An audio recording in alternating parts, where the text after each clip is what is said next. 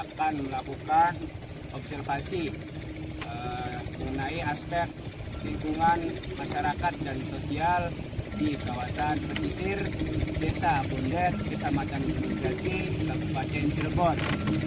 Kelompok ketiga terdiri dari Ansiri, Didi Marsuki, Muhammad Abdi Salman Al-Fadli, Singgi Oktavia, Siti Barokah, dan saya sebagai kameramen.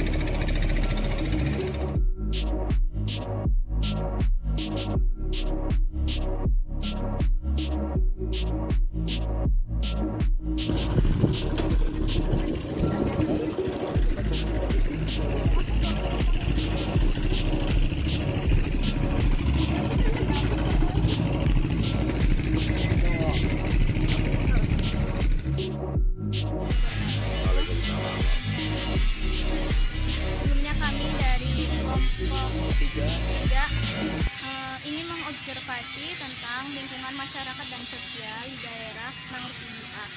Sebelumnya Bapak dengan siapa ya, Pak? Bapak namanya siapa? Purwadi. Bapak Purwadi.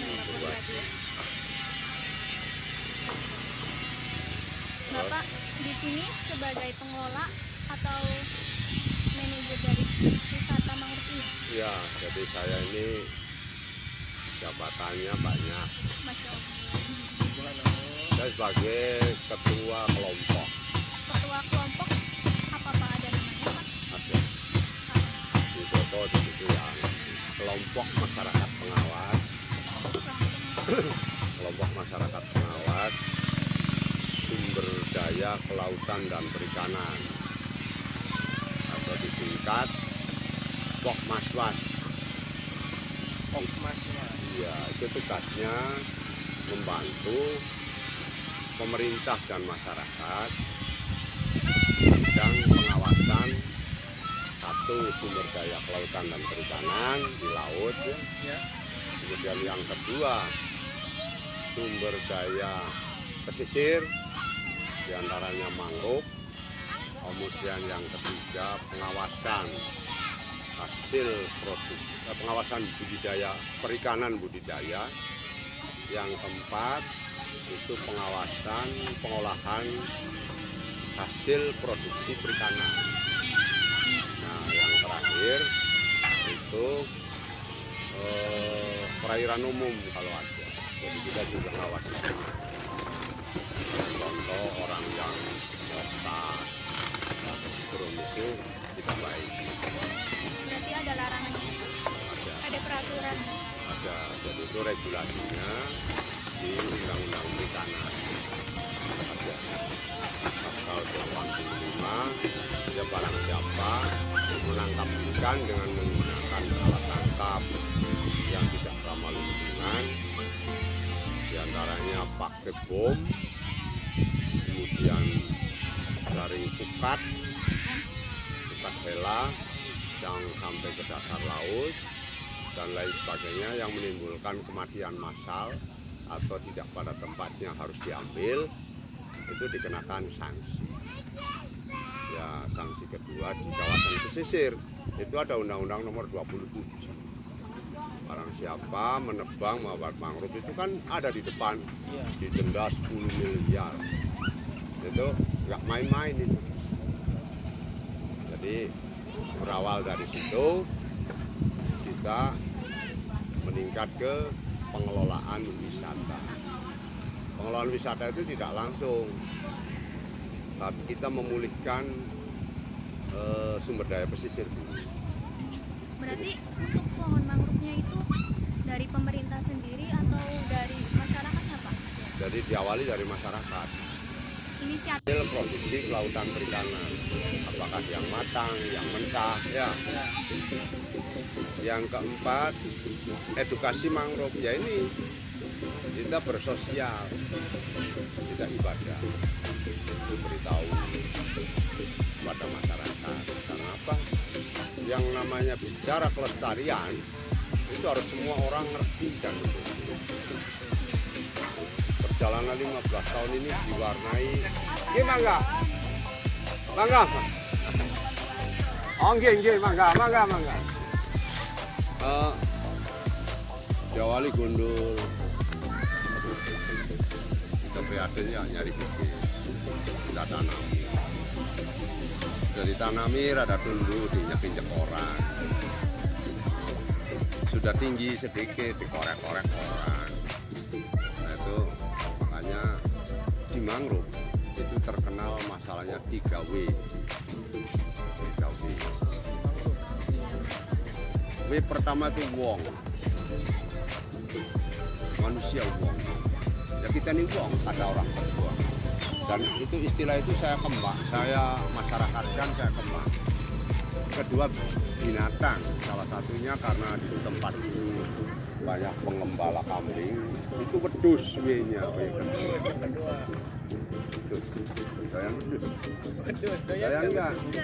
Doyan. Ya benar ini enggak doyan wedusnya. Dagingnya doyan. Dagingnya doyan. Nah ini doyan. Ketiga itu tam disebut wideng. Wideng.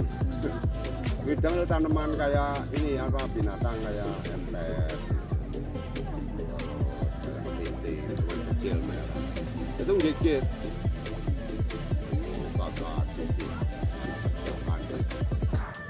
Mati akhirnya. Itu 3 masalah. Tapi yang paling berat di antara sekian itu ya wong. Wong kan melihat aktivitas manusia itu ya. Ada yang ngejala, ada yang mancing, terus ada yang mencari ikan langsung di pinggir kali. Itu yang jadi masalahnya. Sehingga pada waktu itu kita membuat rencana jangka panjang. Di sini tidak punya bibit, kira-kira bisa hijau. Kita tuh targetnya swasembada bibit, di samping memelihara. Tidak langsung ke wisata dulu, tidak. Swasembada bibit. Berarti pengumpulan bibit itu sendiri? Ya hasil dari tanaman mangrove ini, bakau. Itu kita punya bibit banyak, ya kan kita bisa nanam sendiri, nggak usah beli keluar. Yang bisanya tidak pernah mangrove itu ditanam, malas nyari bibit, malas nanam. Jadi tidak semua aktivis di mangrove itu mempunyai satu pemikiran yang totalitas, tidak pamrih, ada uang. Gitu. Saya nggak ada yang gaji, nggak ada. Selama sekian tahun.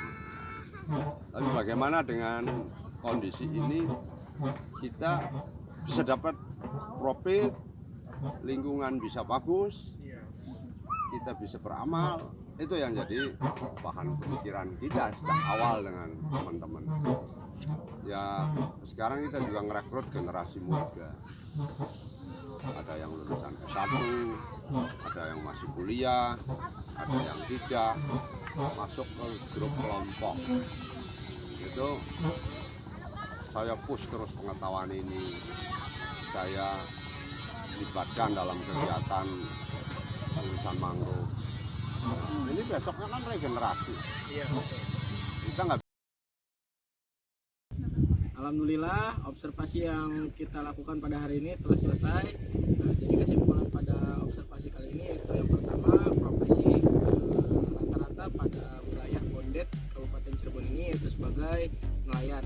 Lalu tingkat jenjang pendidikan pada wilayah Bondet Kabupaten Cirebon ini 60% pada tingkat SMA, didominasi oleh